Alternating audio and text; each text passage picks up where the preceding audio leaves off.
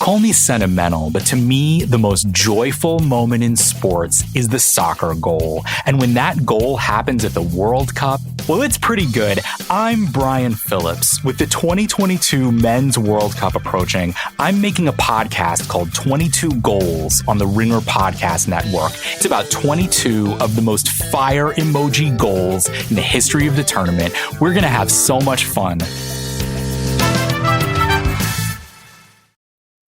This episode is brought to you by Anytime Fitness. We may talk a whole lot about sports, but when it comes to keeping fit ourselves, there's definitely room for improvement. I hit this point early July. I was just like, I am not in good enough shape.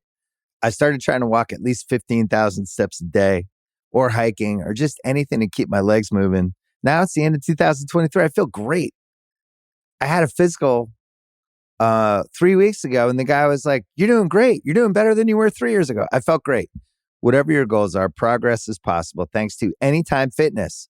Get a personalized plan and support from an expert coach anytime, anywhere. Visit anytimefitness.com to try Anytime Fitness for free. Start to train for your life. Terms, conditions, and restrictions apply. See website for details. This episode is brought to you by Read, Write, Own, Building the Next Era of the Internet, a new book from entrepreneur and startup investor Chris Dixon. If you're listening to this podcast, you know what it's like to be part of a community of fans. You value the people who play, perform, and create for everyone. Well, what if there are more ways to support them, more ways to be a fan? And what if you had even more ways to connect with the teams, artists, and other creators that you love? Even though creators make the internet valuable, how much value do they get for their work? Well, that's mostly up to a few big tech companies. Shouldn't creators get more from the platforms they make successful? More value, but also more say, more control, more ownership? Read, Write, Own explores an alternative future for the internet, one that reclaims control for creators, fans, listeners, and gamers, the people who not only use the internet, but make it useful. Read, Write, Own imagines an internet built by us for us. So order your copy of the book today or learn more at readwriteown.com. I need supports to have to clear the room. Stand up and walk now. Hello and welcome to The Watch. My name is Chris Ryan. I am an editor at TheRinger.com, and joining me on the other line, a podcaster exploring new horizons in irrigation, it's Andy Greenwald. I got to keep that. You got to keep it. Chris got so excited. He's so excited. I knocked my mic off. It's Andy Greenwald. What's up, brother? That was awesome. That's representative of how real this pod is. You know what I mean? Like when we're excited, we're not going to hide it. Oh yeah, warts and all. We don't cut anything out. Even like the tears, the laughter. Andy, we're here to talk about the penultimate episode, and I mean it this time. The penultimate episode of Better Call Saul. Longtime watch listeners will know that this one snuck up on me. I just thought You're ready to call it. I was like, the series is over. What a treat to be able to talk about this with my bud Andy, and what an episode to chat about. I'm trying to think if there's anything else we wanted to get to today. I do. I have one quick thing, just like a programming note. If you're listening to this, you're probably excited about the imminent end of Better Call Saul, one of the best dramas of the decade. But you also might be aware that there's a bigger TV event happening this week, which is on Wednesday on the Disney Plus service. The first half of Bluey season 3 is dropping. Jesus Christ. And you're going on vacation at the right time, buddy, because... Is this why you've been so cagey about what you're going to talk about on Thursday? Is it? Are you going to do 15 minutes solo on Bluey and tank us? Tank us or elevate us? Chris, small sample size. I don't notice that when I go away, you have like these like incredible monologues about television. Yeah. And then when I'm here, you're just like, yeah, I didn't watch that. I didn't check that out. Look, not for me. I gotta be me. And people have come up to me, Chris. Who? Person has come up to me and been like, we need more Daddington content. Yeah. That's the lane. Maybe you should see if you can get yourself on Parent Corner on Guess the Lines this season. Their parenting issues are a lot more fraught than mine. I have younger children, so I don't think I can hang on that corner. You're not like the father of Jacob Elordi. Yeah, I mean, I'm not sending out panic-grams being like, my child is taller than Tarzan. Like, I don't have that issue yet. Okay? All respect to the podfather, but I'm a couple laps behind. Look, Bluey's the best show on TV, but we're going to talk about maybe the second best in Better Call Saul tonight. Other house cleaning things? Yeah. Not especially, just to say that we recorded on Thursday. I can't believe us. Listen to us. What happened to us? I was about to say we recorded before the earnings call. I mean, we talk about industry, and then I know. I'm not saying we slipped, but I'm just saying since when was this pod about earnings calls? You know what I mean? This pod is about me liking a cartoon you don't like. But you know what? I loved your confidence. You were just like, let's do this. I do not think that this is really going to wind up being like the end of HBO Max and we're going to have to re-record in 15 minutes. And that's why I trust you with my life, man. Yeah, I'm a doctor.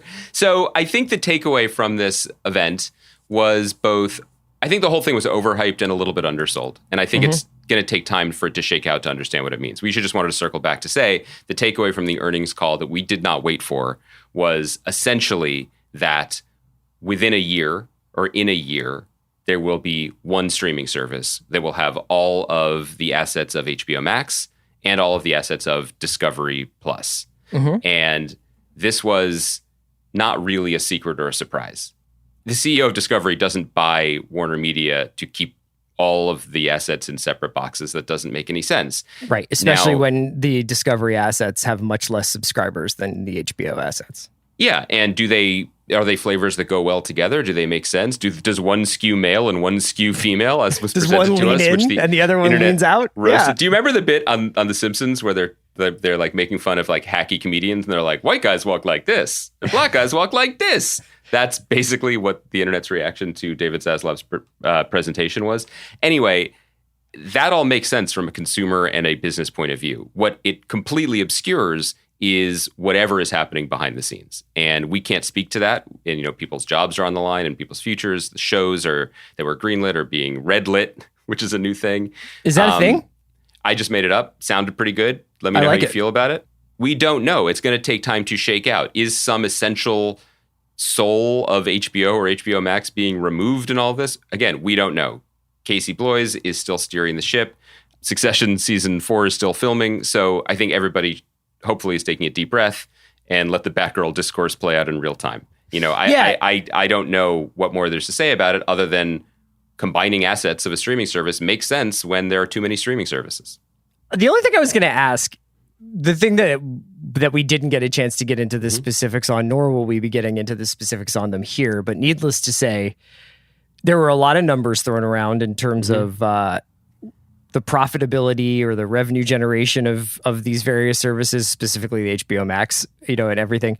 And I guess I was just struck by the fact that I don't think that, is there any streaming service that doesn't act as kind of either a creative or financial albatross around the neck of the conglomerate that owns it?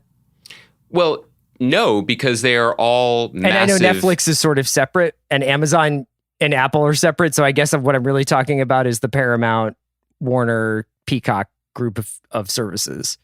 I am not Conrad K. and Mickey Down. As evidenced on Thursday's podcast, I don't understand money or financial systems at all. That said, my extreme layman's understanding of all of this is that the corporations in question, the media conglomerates in question, so we're talking about Paramount, Universal, and Warner, which is now Warner Discovery, made a giant bet over the last few years on the future of the business. And the future of the business was going to be streaming. So they pivoted everything towards that, which was going to necessitate huge losses in the short term with the idea of growth in the long term. And that's the sort of play that allowed Amazon to lose money for many, many years while showing growth until it eventually became profitable because it started a cloud service, which is not untrue, by the way. I don't understand money or Jeff Bezos, but in my understanding, Amazon was just losing money while they were like, yeah, we'll sell you that. Sure, we'll sell that too, until they came up with Amazon Cloud Services and businesses were like, that we need. Yes. So anyway, all of this is to say, yeah, they're ringing up huge losses. But shareholder growth and how long that can continue, I don't know. How long some of these companies can continue to splash around in the ocean with the biggest boys, Amazon, Apple, and to a degree Netflix, that's TBD. The other financial thing I did want to hit on, because again, I get it. You love it. You love that stuff. Is I did see someone take a shot at us for I guess not being clear about, because there was we had some comments last week, or we reported. We don't. What was report, the forum for this comment? I let stuff just flow through me. It was Facebook, Like, wasn't it? I don't. It was you on Facebook. I love Facebook. I'm going. Remember, there was a time when I was just like, let's get back into emails, like because I could just really call it. I know where the culture is moving. Back to Facebook. The idea was that as things are being pulled off of HBO Max, right, whether it was movies or Mrs. Fletcher or camping, right. We were like, where did Run go? Yeah. We were maybe being glib about that as if this was somehow malicious or it was being done like it was retribution. Or they were trying to sneak one by us. Yeah. Right. All of this, everything has to be paid for. Like, that's something that is absolutely clear. And as someone, I'm just going to throw it out here. Let's just say I know someone very well who had a show made by one studio, a studio that is under the same conglomerate as a streaming service. But let's just say this person's show, prior batch, not on the streaming service owned by the company. Because those two arms, the same company, can't agree on the price. So even though they should just live on forever, they don't. And that's something that is going to be a wake-up call for both creators and consumers alike. But we didn't mean to be glib. It's not like things are falling away haphazardly necessarily, but people are looking at it and being like, well, we have to pay a licensing fee to someone, or maybe multiple ones, or maybe they're expensive shows because of all the executive producers or studios involved. Things are going to fall away. It is what is going to happen. What's the Hail Caesar line that Ralph Fiennes says to Alden Ehrenreich, where he's like, "Word that it was so simple," you know? Would that it were so simple. Well, yeah. It's, I was reading today about, there's an article in Deadline about the Warner stuff, and it was largely about J.J. Abrams and about Demi Moore being canceled, but, you know, and Zaslav and him having a kind of a summit to sort of decide which way to go with their very lucrative For Bad Robot agreement. And it took pains to mention that under his agreement with Warner Brothers, J.J. Abrams is still somewhat prolific producing things that are Warner Brothers sanctioned, but for other services. It's just that he hasn't made anything for HBO Max is the issue, or for the HBO streaming property. So it's like exactly what you're saying. You can still be winning even if it doesn't appear to be a win in the W column. And whoever's keeping score or whenever the game ends is very much fluid and in flux. And we're going to talk a little bit at the end of this podcast, I think, about the first episode of The Sandman on Netflix. And I'm going to hopefully be covering it more on Thursday. But that's really important to note. Sandman, published by DC Comics, eventually under their Vertigo imprint, owned by Warner, developed by Warner Brothers Films for many years, and then assumed by many that it would eventually end up on HBO or some HBO affiliated service. It's not. It is a Warner Brothers studio production for Netflix. And does that make sense? Honestly, I don't know. I would have had a different... and I'm saying I like the show. I'm excited about the show. I'm talking purely from a business point of view. At different points over the last 6 to 10 months, I would have given you very, very different answers. Yeah. I would have said, and I still kind of believe, that it makes sense for Netflix because even though Netflix is having a creative upheaval, like Umbrella Academy proves that genre storytelling that has a lot of runway in front of it, a lot of stories to tell, does well for them. And it's like Sandman's #1 around the world on the top 10 list. That's very, very significant. But at this moment, if you went back to the new Zaslav-controlled Warner and said, like, we have this grown-up thing that would do really well around the world, would they want it now? Would Casey want it? Does Netflix look at this and be like, we'll get 3 seasons out of it, and I know that you, Neil Gaiman, and Alan Heinberg and everyone have plans to tell the entire comic book in like 8 to 10 years, but we don't care about that. We're just going to get the 3 years we were going to get out of it. I don't know if anyone can answer that right now, and in 3 years, the landscape could be completely different, but that is a really interesting example from a business perspective. From a creative perspective, we'll talk about it later in the show.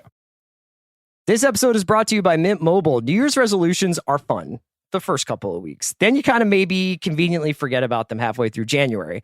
No shame. It happens to us all. But this year I have a foolproof plan, at least when it comes to saving money. Just switch to Mint Mobile and you're done. Goal accomplished, because for a limited time, their wireless plans are $15 a month when you buy a 3-month plan. The great thing about Mint Mobile is there's no jaw-dropping monthly bills or unexpected overages, and all plans come with unlimited talk and text. Get this new customer offer today at mintmobile.com/watch. Additional taxes, fees, and restrictions apply. See Mint Mobile for details. This episode is brought to you by State Farm. You might say all kinds of stuff when things go wrong, but these are the words you really need to remember. Like a good neighbor, State Farm is there. They've got options to fit your unique insurance needs, meaning you can talk to your agent to choose the coverage you need, have coverage options to protect the things you value most, file a claim right on the State Farm mobile app, and even reach a real person when you need to talk to someone. Like a good neighbor, State Farm is there. This episode is brought to you by the new true crime docuseries American Nightmare, only on Netflix. In 2015, the Vallejo, California Police Department received a strange phone call about a kidnapping. But when the truth is stranger than fiction, you won't know who to trust or what is real. A fast-paced true crime thriller with cliffhangers at every turn. Watch American Nightmare now, only on Netflix. You don't have to buy custom window treatments in person because Blinds.com invented a better way. Blinds.com is 100% online. There's no showroom markups or waiting hours for quotes from pushy salespeople. A Blinds.com designer helped me pick the perfect style for free. And Blinds.com shipped free samples right to my door. You can DIY or book a pro like I did with just one click. Best of all, everything's covered with the Blinds.com 100% satisfaction guarantee. Shop Blinds.com for up to 45% off. Rules and restrictions may apply. We'll talk about Sandman a little bit later. Let's get into this episode of Saul, which is the penultimate episode of the series, written and directed by Vince Gilligan, who is the creator of Breaking Bad. So he gets his sort of final say, and appropriately enough, and obviously spoilers for this episode of Saul starting now, appropriately enough, this one continues to mix DNA with Breaking Bad into this episode. So this one's basically black and white and Kim all over. A lot of this is the Gene Takovic treatment of Kim Wexler's post like Howard Hamlin life, essentially. So if you go back to the moment where Kim leaves Jimmy that night and wonder what's going on with her, you find out largely with some blank spots in this episode. Kim has been leading a pretty pedestrian life in Florida, where she works for a sprinkler company and does catalogs and brochures for them, apparently with the same fastidious sort of attention to detail that she brought to her legal career. She's dating, I believe, an unnamed guy, but even if he's not, he frankly does not really deserve a name since there's a highlight of his day. Chad, yeah. Chip, Bobby. Like, he's just like, should we have mayonnaise or Miracle Whip? Do you think The Amazing Race is hard? Like, just for what it's worth, lest people think that we're just typical coastal elites, that conversation about Hellman's or Miracle Whip in tuna salad was a fraught conversation that happened many times in my childhood. Well, he was going for Duke's, which I guess is, I personally have never sampled it, but is that a Southeastern United States thing? Is that a Publix thing? I don't even know. Someone will tell us. Kim's brunette. She seems miserable, but also like she's doing penance. And I think that's sort of the big thing I took from this one, which is an episode of TV that I thought was profound. Not only for what the story it was telling, not only for the performances and the writing and everything and the way it was shot, but perhaps unique in many of the series that we've talked about over the last 10 years of chatting about television, in that I feel fairly confident that Better Call Saul is not going to make us feel good about these people. What's the name of this episode, by the way?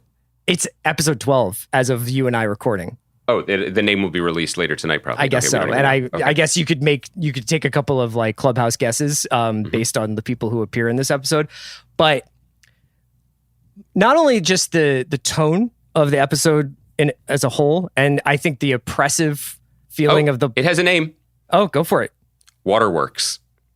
Oh, well, pretty good. Speak to the Emmy-winning... There should be Emmy-winning scene Rhea Seehorn gives on a commuter bus or a shuttle bus at the airport. The black and white photography has become almost oppressive in how depressing it is and how drab and flat it is. I think the need for Kim's compulsion to atone for this past life, going as far as to drop off an affidavit at the district attorney's and confess to Cheryl about what happened really with Howard. And Gene's sort of descent after the phone call with Kim in the payphone booth, to the point where it's almost like he's begging to be caught.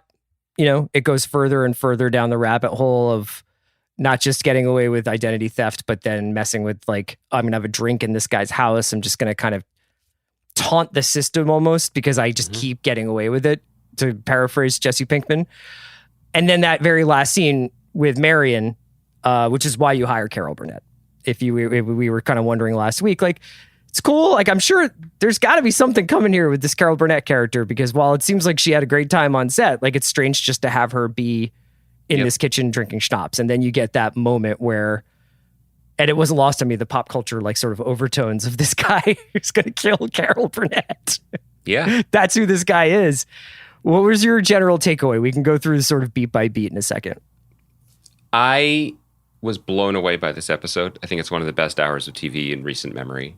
I know that it sounds like now I'm just almost doing performative mea culpas. You not nearly as yourself are meaningful atoning now. as Kim. Yeah. But you're dropping off your affidavit to Pete Gould's office. It's also on brand for talking about this show in this world to kind of find a lane and really, really dig deep in it. Yeah. And never, ever waver.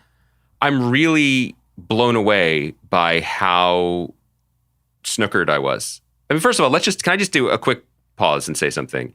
One of the greatest feelings that we can experience as people or adult people is to be surprised by our art and entertainment. And I feel like we kind of have forgotten that. And we always want to, like, not we, but, you know, we collectively, like, we want to jump ahead, or we want answers, or we want to be online, and we want to theorize.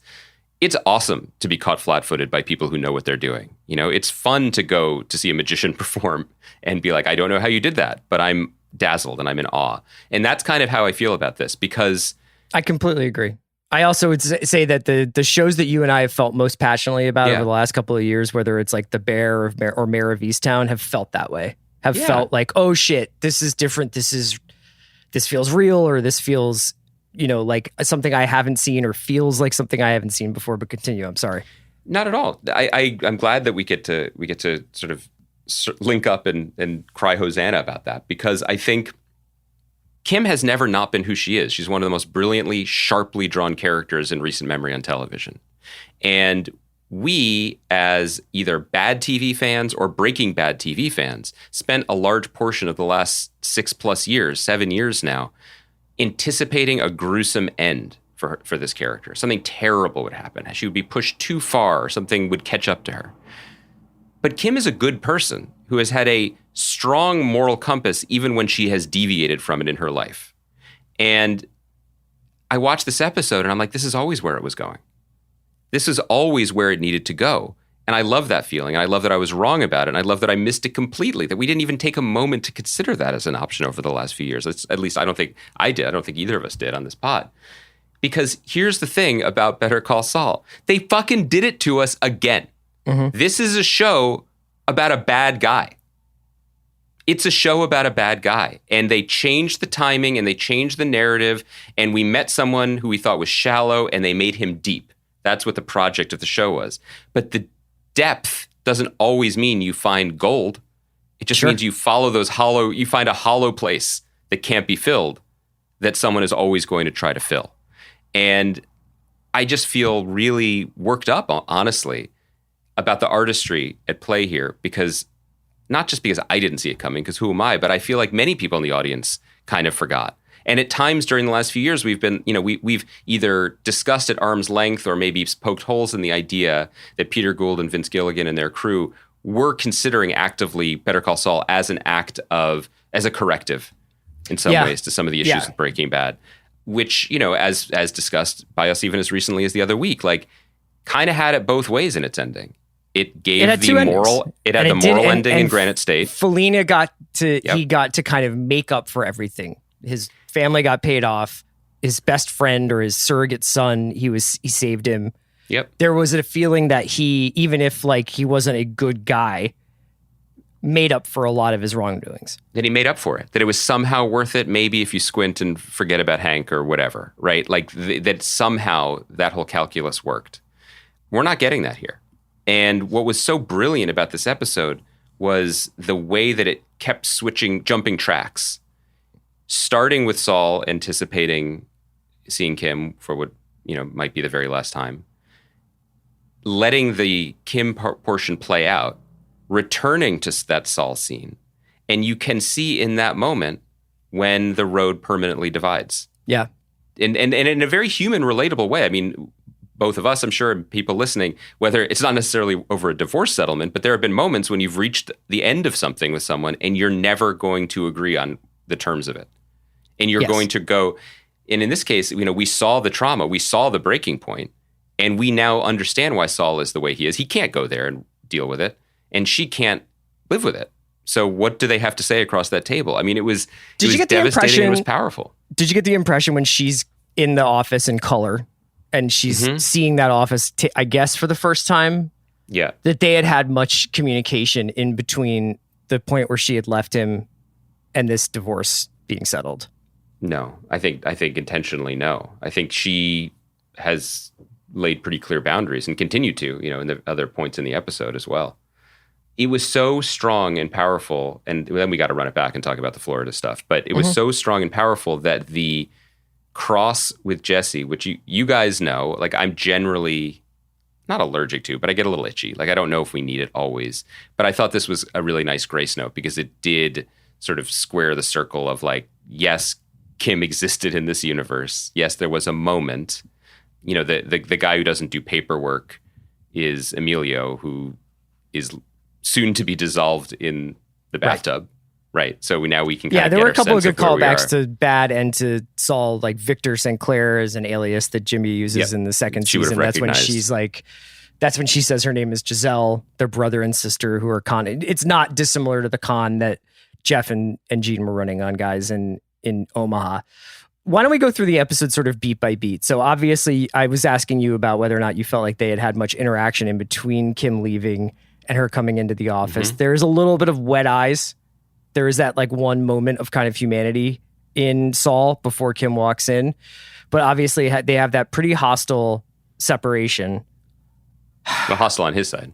Hostile on his side. I mean, he's pretty much just like have a good life or whatever. But for the most part, he's fully in character. I mean, it's the most devastating use of the Saul character that we've seen. Yeah, but to see him do it to her. Let's go back to the Florida stuff. I mean, you're a Florida fiction connoisseur. How did you feel? Yeah. They did it. We talked about this and I was like, yeah, but they won't really go there. I mean, okay. Well, there was a rumor. Wasn't there something about that's where they shot Cranston and Pink and Jesse? That came out last week, which made me excited about what was to come. But we also have to take a moment here and say, by all accounts, you and I have never met Vince Gilligan, but by all accounts from people who know him, have worked with him, he's a lovely guy. Like people are like, how come he didn't break bad? Like in his brain, like why is he a well-adjusted, friendly, homespun, folksy guy to everyone? Apparently that's true. It doesn't matter if it is, but that's nice to know. But he does have a little Heisenberg in him, not because of the way he plots TV shows, but by the way he extracts money from Sony Pictures television studios. Because this episode was so expensive. They'll never tell us. But this episode was so beautiful. It was so well directed. And it had to have been so expensive. Not just because they were like, hey, we got to go to Florida. But the Florida sequence of Kim's life there, up to her office, especially her office. I'm watching it thinking about how much location scouting went into that. And then location building with a production design team. So you have the windows just so that you can play that scene on the secretary on the phone with the exercise bike and then Kim in the background. The rehearsals, the casting of people there to play these parts so beautifully. And then just the inserts, dog. Well, also the granular research into like Florida culture of like these people make, is it deviled eggs that they were making for FSU, to make it look like Florida State colors? Yeah. Well, I also think, in that case, I think they probably had a PA researching Cornhusker stuff last week, and they were like, hey, you have the college football wiki open. But like the shot of the cars in the parking lot with the heat waves coming off of it, I mean, if you have time to get that shot, nobody's asking you to make your days in a way that's awesome. It was beautifully directed, and I loved it. Okay, but yeah, Florida. This is why they spent the entire season shooting Tony Dalton in a sewer. I guess they had to save their money for Florida. Oh my God. So Kim has this life working for a sprinkler company. I found those scenes to be the other side of the coin of the way that Saul has been presented this entire time, where they have sort of really relished in these montages and in these process-oriented episodes. And this is kind of like what happens if you apply those outside of the realm of like cartels and lawyers. And it's just like, this is what Better Call Saul would be like if it was just about this person who's miserable but is going about her life in a Florida sprinkler company. Did you think that she was punishing herself? Yes. By the way, no character has ever been devoted to oral hygiene like Kim. It's great that she's stuck with that routine. Yeah. Incredible moment. Just once again, brushing those teeth. Yes. I mean, I think that, again, we've spent a lot of time with her. She is an incredibly rigorous person, disciplined person. And you don't build those walls around yourself without intention. You know, she didn't slide into this. She is participating in it. You know, she even brings up the Miracle Whip thing. You know, she is engaged in the commerce of this particularly small society, right? Like, she has chosen this dude to sleep with and watch The Amazing Race with. And yeah, I think she thinks it's what she deserves. You know, or she certainly doesn't think she deserves any more than that. And I love the detail that you mentioned too, which is just, she's very good at this job too. Yeah. I mean, I thought that was so interesting to watch her. Like, it wasn't just like, I'm going to literally phone it in and just find out. Everything has a follow-up question. She's engaged with what it is. She even goes to the factory floor to kind of see what they're working on with this. And then she winds up getting to the end of the day, and the cumulative end product of her entire day of work is one line at the bottom of this catalog. And I also have to say that much like the whole show doesn't work without the two of them, Odenkirk is the lead and his name's in the title, but it really exists and succeeds because of the dynamic of the two of them. It wasn't until Kim's life was in black and white that I fully understood on an aesthetic and creative level why Gene is in black and white. Because, yeah, I mean, glibly, all the color's been drained from his life. It's boring now. I get that. But the way that it was used, and used sparingly up to now, it did also feel like just kind of a, like a fun little aesthetic choice. Like, we're just going to, so you can tell where we are in time. And then we go to one of the most brightly colored places in America, and it's also been leached. It's just and her essentially life has white. been leached. Yeah. And someone who has been so alive, it was really affecting. And her performance, I mean, you said at the beginning, the Emmy-winning, the Emmys don't matter, guys, but this one does.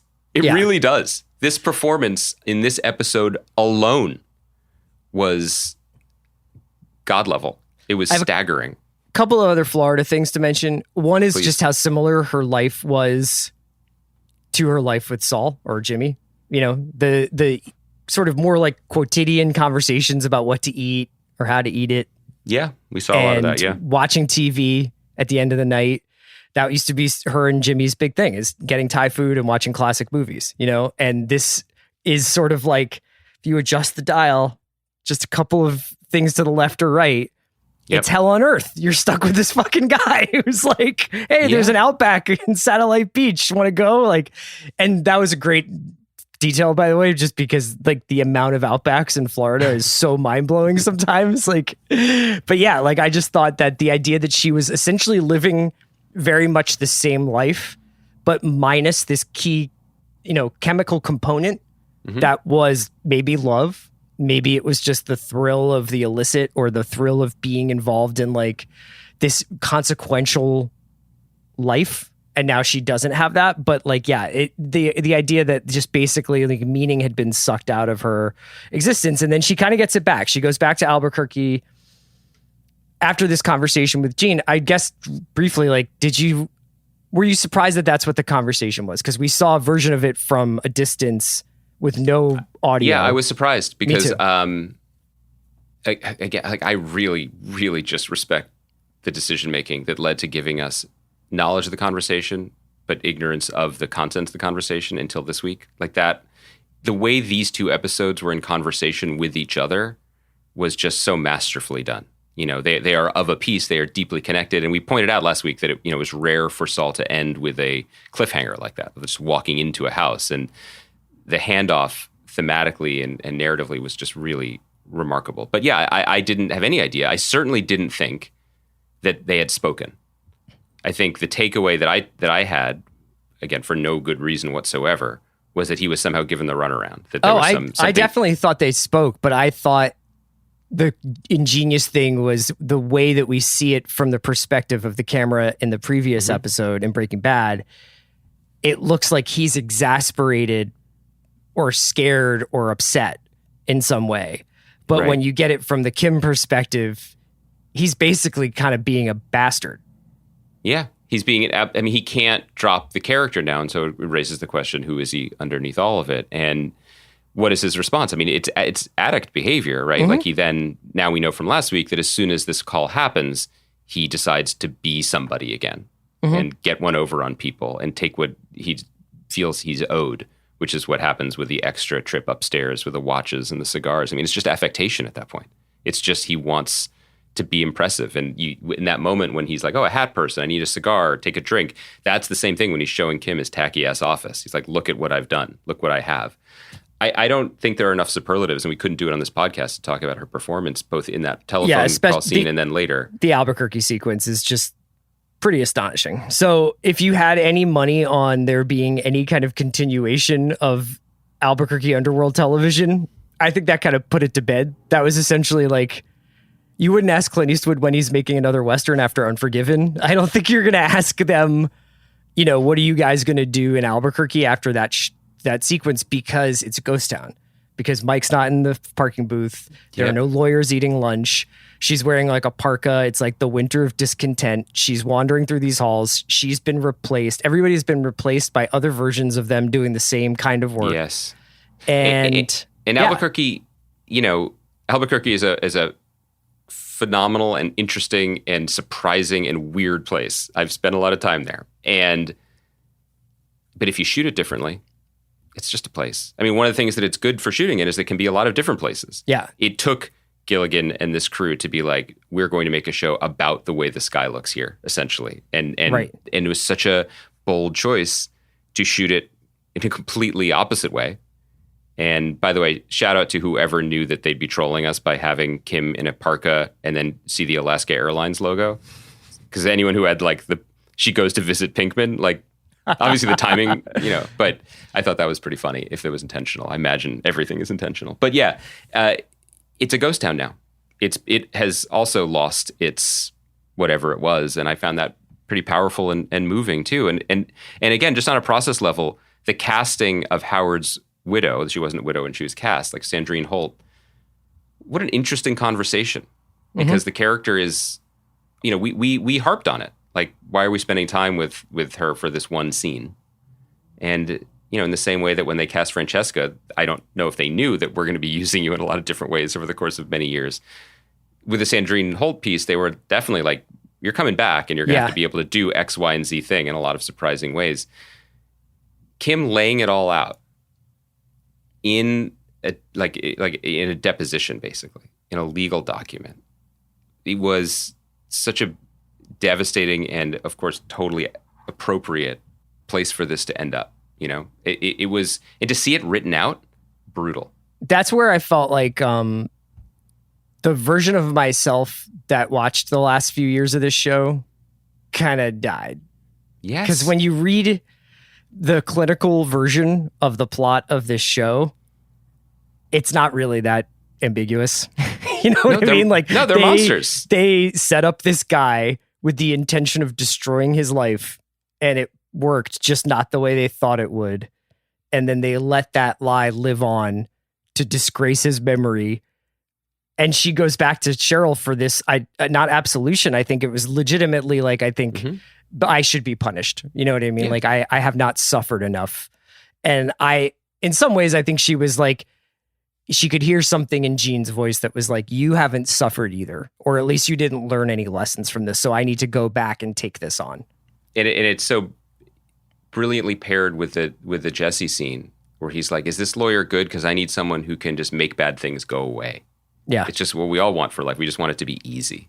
We want to take it away. And again, that's what this show has lionized. And I think it's had a really interesting reckoning with the morality behind those decisions. And it's done so, particularly in the last few years, in a way that is, I think, deeply respectful, artistic, and also entertaining. So, you know, like Mike, one of the great characters of the last 15 years in television, his job was to make things go away. And he was the best there was at it, right? Like, he was brilliant at it. And we couldn't wait to see him do it again.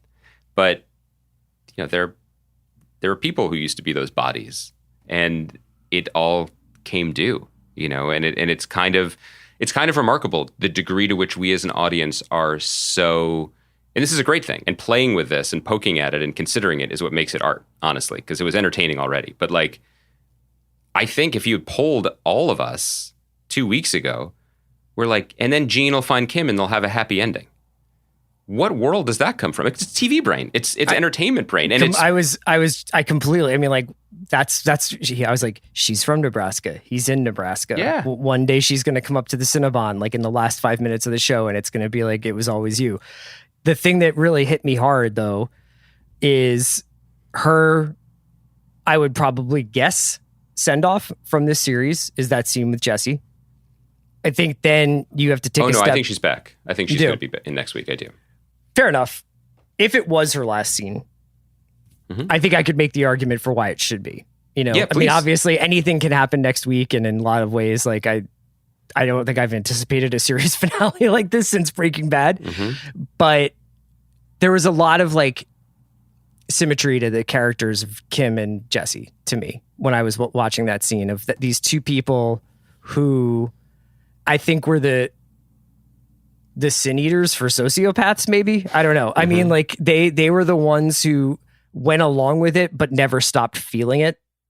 And, you know, the way in which Jesse, as Breaking Bad goes on, becomes increasingly unraveled by several examples of the sheer inhumanity of the world that he's involved with, whether it's, you know, the Kristen Ritter, whether it's Jane, whether it's, you know, like the kid, like it goes on. And then the literal punishment that he endures throughout like, and through El Camino. It's like, I think Kim is that same character in this show, where it's like, she's the one who never stopped actually feeling. And she was very good at holding it in and at times egged it on. But when she's on that bus and it comes flooding out of her, I think that you see like the parallels there. I mean, and I don't even have words for that scene. I can't imagine what it was like to shoot it, to be there while that was filming. I don't know how many takes they took, but that was a very special kind of acting. And it was really it was just remarkable. But I also think that now we need to pay attention in a way that I don't think we did before. And I'll put the marker down. Like, yeah, Kim survives this show, but what does that mean? What does she have to live with? What did she do to her life? What was done to her? What choices did she make? And that is a really interesting thing to consider, particularly in the light of, and you just mentioned El Camino, which was kind of, again, kind of cute with it. He was punished for what he did, but he got away with it, you know, and we wanted him to get away with it. But get away with it, you know, and then his story's over because what's the next story? Someone recognizes him? Like, that's not the story we want. We want that to be at rest. We want that to be done. Yeah, I mean, Kim is going to have the consequences. And I think that's really a powerful thing. And especially, we'll probably talk about this more next week, but, you know, the shadow of Skylar has been over the series as well. A character who was not given a lot to do, and then given a very unfortunate and kind of retrograde female second lead part to play, which is the scold, keeping Walter from having fun. And I think that the performer and the writing was much better than that. And I think that's very, you know, that's pretty reductive to say that's what it was, but that's certainly how it was interpreted. And it was a box that was created for that interpretation when they sort of gamed out what the series was going to look like, which they did, by the way, almost 20 years ago, right? Whenever the pilot was written. So that it's from a different era. So to make him literally his partner in all things, participant, and then also moral center, it's a much more complicated and nuanced part. And it's remarkable. I mean, just this Rhea Seehorn thing, like, I don't know. We might need a couple weeks just to keep circling back to it, because Odenkirk is great. Odenkirk is amazing. And Odenkirk, our love for him is partly because we love him as a performer and a comedian and just as a person in our lives and on our screens in different parts. And also when you see someone do one thing and you're like, he can do that too? Yeah. We saw Rhea Seehorn do comedy. I mean, she was on like Whitney and stuff. But for most of us, she was not someone that we were noticing or turning our heads towards. And it's like Cranston, like someone coming in at a certain age in their career and being like, okay, clear out, I'm ready. It's cool. The last line that she has would be good enough as a character send off. The line that Jesse asks, you know, how good is this guy, or is this guy that good? And she says, when I knew him, he was. And then she blows out smoke, or I think before she says the line, she blows out the cigarette smoke like she's spitting up. It's kind of like almost like she's exorcising a demon, but she blows out the cigarette smoke. She says her last line to Jesse, and she walks out into the torrential downpour of Albuquerque, which does happen. Yep. Right? Flash floods. And then the rest of the episode, we get Gene, and, you know, the incredibly intense emotion and raw humanity of the Kim section is sort of offset by this Pink Panther sequence that we get with Gene. Which I was dying. I was so amped up from what had just come. I had to pause. I was so tense. Because you know it's going to go wrong, but you don't know how it's going to go wrong. This is why God made commercial breaks. And they still surprised me. Yeah, I needed them. And Gene just stays longer and longer and longer. I don't believe that the character has been given a name, but it's the con mark that has cancer, played by Kevin Sussman, who is on like Big Bang Theory for like 10 years and tons of other stuff. And he eventually like he's prolonging his time in this house as he's like going further and further into these more nefarious deeds. His official name is Cancer Victim. Cancer Victim. Yeah. While this is happening, Jeff is getting more and more nervous. And then behind Jeff pulls up a cop car, and he thinks that they're stalking him, but instead they're having this argument about whether or not it's possible to get a good fish taco in Albuquerque. I would leave that to you to answer the question. Thank you. I didn't do enough research. I will not comment. Because you were probably like that other cop who was like, why would I be getting fish this far from a body of water? You can get good fish there, but it wouldn't be like my go-to order. Gotcha. I don't know if you noticed, but one of the cops in the car was the guy in Bourne Legacy who talks to Edward Norton about outcome. And yes. No, but now it makes sense. I was riveted. So Jeff just spins out and drives his car right into another car and gets arrested. Gene gets out of the house. He gets the phone call eventually. He's doing Saul hands to his mobile phone. He gets the phone call from Jeff. Jeff sort of keeps it on the down low. And then it turns out that they're going to need to bring Marion in on this. And we get the Marion scene. We get the final scene of the episode where Gene goes over to Marion's house and she has looked him up on Ask Jeeves, another incredible great early 2000s hit from this show. And he tears the phone cord out of the wall and wraps around his hands like he's in a Hitchcock movie. They shoot it like he's in a Hitchcock movie. He now looks like a killer with his glasses and his hair slicked back, and he's so much taller than Carol Burnett. And then one little sort of moment of softness creeps into him, and she clicks her life alert and announces that Saul Goodman is in her house, and he runs out the door. What did you think of that sort of final Marion sequence? Well, I mean, it was brilliantly shot and performed. It's awesome. You were right about Carol Burnett. It's just like, it wasn't just a victory lap. Like, let's give her something really meaty to play. I mean, she's not known for being a dramatic actress, but she's just a great performer. And that was amazing to watch. I was really just, that experience of that you had in real time over many years of being like, I still like Walter, but boy, he's really acting erratically. But then I kind of like watching him do it. You're sort of feeling his high. It was a 1-episode journey for Gene, Jimmy, Saul, who has always skated and skirted, right? And then justified and never actually done direct violence himself. And then within a span of a few moments, he's about to smash an urn containing a beloved dead dog's ashes over the head of a cancer victim that he's just drugged. And once again, fate and circumstance takes that choice out of his hands. And then is he going to strangle this lady? Is he going to tie her up? What's he going to do? Is he going to rip her life alert off of her neck? Like, yeah. Because he's used all his words. The words always worked. And, the cocktail and the waggling fingers, like he was back briefly, right? And I think that's what ultimately this was all about. Like, he had the watches and he had the drink in his hand and he was in control of the situation again. And that was probably a bigger high than breaking in the first place, that he was going to get this low life out because they had no evidence and he was going to beat these cops. And he already knows that it's a no bail bondsman state and all these details, that wouldn't be relevant necessarily to the management at the mall Cinnabon. It's rough. It's rough. And it's a, it was just an amazing moral caricature and portraiture, not caricature. And then leads to, now we have a finale, and that title has been released as well. And what's the title? It's called Saul Gone. Oh, wow. So good pun. Bad puns and, Truth. Nicely done. I mean, this show has been very granular over, like, it's been pretty meticulous about documenting these last couple of days or weeks or however long it's been since he met Marion to now. I think probably at least weeks or months because of the amount of care and work that goes into, like, you know, setting up the department store, you know, all that stuff. But how much further into the future do you think this is going to go? Like, where do you see this trajectory? Because I'm out of guesses. I mean, I the only guess that I have is informed by two things. One, the truth matters. I think that's kind of what the show is ultimately saying, that you can't fake it. Mm-hmm. And Saul Goodman is not. You have true. to eventually have to be somebody. Yeah. Yeah, you have to be somebody. And Saul is gone. I mean, but also over, as is Gene.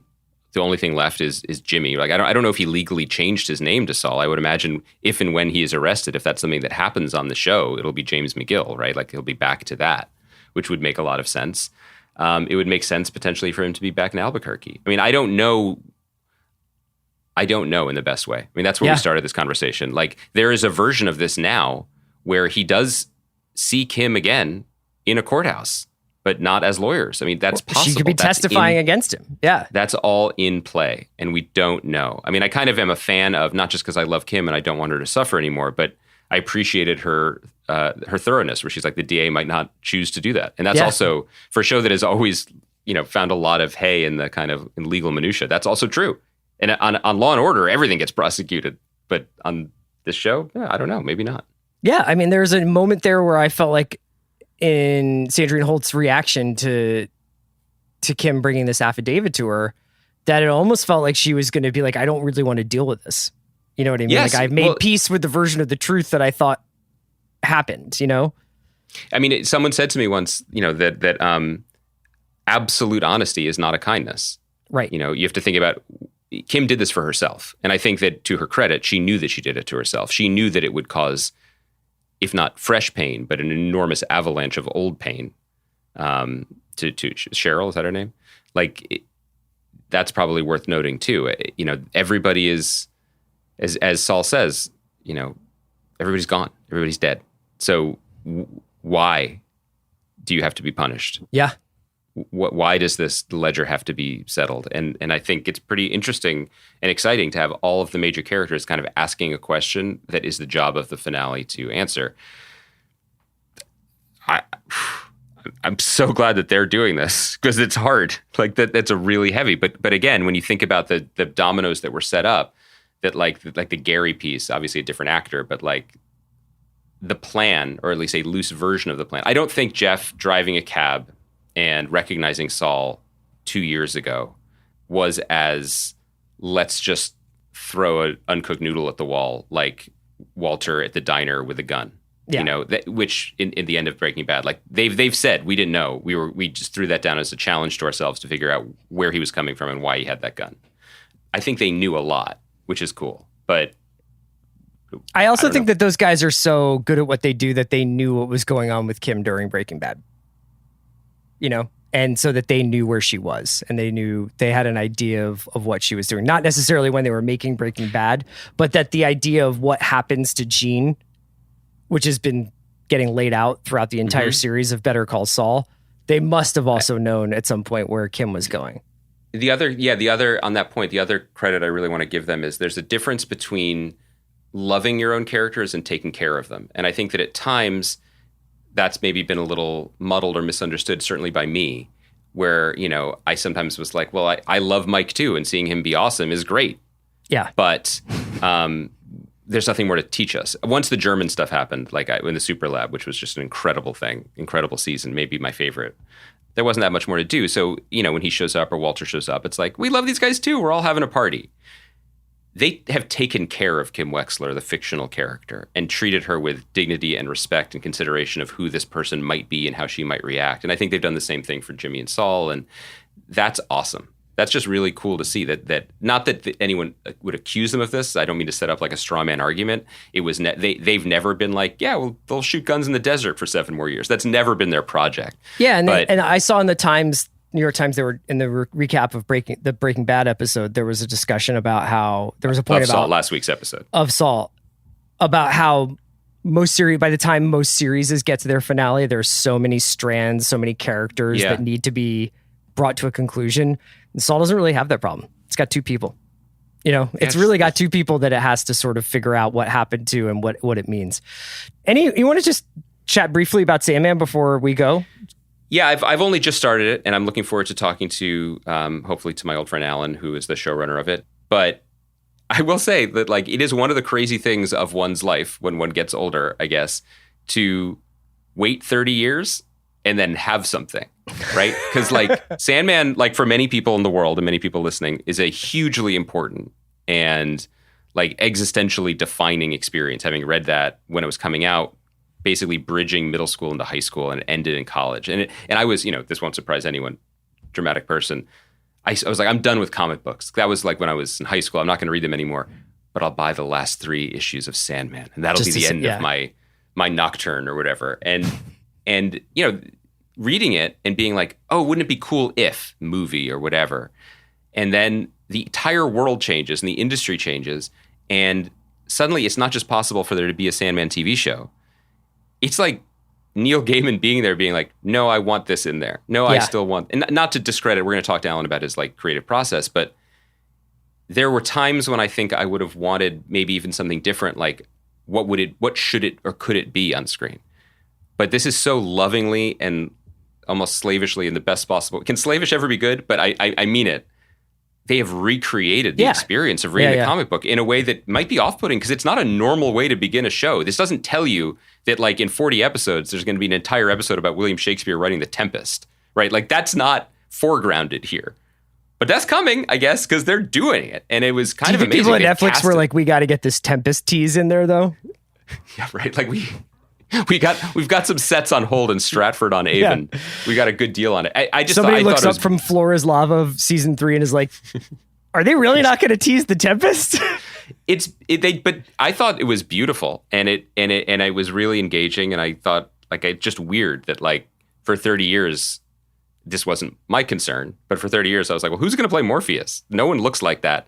And then Tom Sturridge is born at some point in this timeline and just grows into someone who looks exactly like the character in the comics. It's kind of a trip. It's amazing. Do you have any history with it? We can talk about it later. I just didn't know if you've read these comics. I mean, I don't have any history with the comics, and I'm also not a big Dreams guy. You're not a Dreams guy. You want to unpack that for a second? Sure. I mean, I just don't find them that interesting. Like, mine are pretty. Tell other people, yeah. Mine are pretty like, oh, I'm anxious about work. That was pretty obvious. Like in my, my dreams. And then I'm not an interesting dream guy either. Yeah. And I never really have like I'm soaring or like I have like. It's like whenever there's dreams on shows or movies, I'm just like, this is bullshit. It's not how. Well, there is an element in this, and I understand why they did it, and I think it'll go in different places because there's also nightmares who are Boyd Holbrook ripping people's eyes out, which is cool. But when they're like, this is the dreaming, and it's just like castles and dragons, which is accurate to the book, but I'm like, I have never once had a dream ever had with a castle or a dragon. Here's a dream I had the other night. You ready? Oh, for sure. Everybody loves this. Everybody loves this. It's going to be short. I was continuing a conversation I had with someone that day, and I asked a question, and the person opened their mouth to answer. Oh, no, and then said, it opened their mouth to answer, and jazz came out. Oh, like that's pretty cool. Saxophone bebop came out of her mouth. That's awesome. I was like, that's a cool trick you learned. And then I woke up. But that's not a TV show. Right? Yeah. That's my dream. Most interesting one I've had in months. We'll come back. We'll talk more about dreams. We'll talk more about Sandman. We'll talk more about industry and reservation dogs later in the week. Andy, have a good one. Thank you to Kaya for producing. And thanks to everybody for listening. Happy Bluey Day on Wednesday.